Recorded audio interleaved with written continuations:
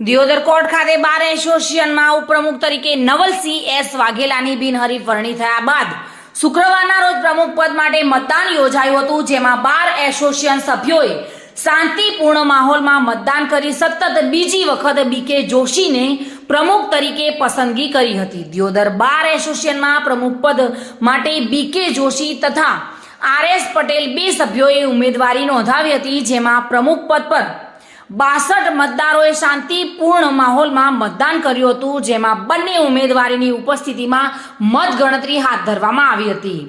બીકે જોશી 10 મતથી વિજેતા થયા બાદ બાર એસોસિએશનના સભ્યોએ ફૂલહાર પહેરાવીને સન્માન કર્યું હતું, જેમાં સતત બીજી વખત પ્રમુખ તરીકે પસંદગી કરવામાં આવતા વિજેતા બીકે જોશીએ આભાર વ્યક્ત કર્યો હતો।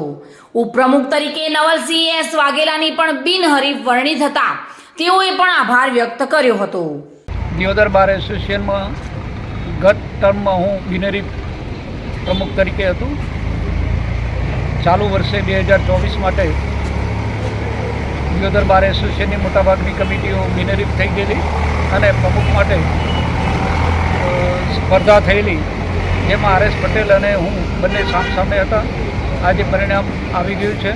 બધા જ વકીલ મિત્રોએ સારો સહકાર, સુમેળભર્યો અને શાંતિસર જે મતદાન કર્યું છે અને મને વિજય અપાયો છે, એ બદલ હું તમામ બાર એસોસિએશનના સભ્યોનો, દિયોદર બાર એસોસિએશનના તમામ વકીલ મિત્રોનો ખૂબ ખૂબ આભાર માનું છું। અસ્તુ। દિયોદર બાર એસોસિએશનની ચૂંટણી યોજાઈ, જેમાં પ્રમુખ પદ માટે, ઉપપ્રમુખ, લાઇબ્રેરિયન અને ખજાનચી માટે અને સેક્રેટરી માટેની ચૂંટણી થયેલી, પરંતુ આજે ફક્ત પ્રમુખ માટે ચૂંટણી હતી।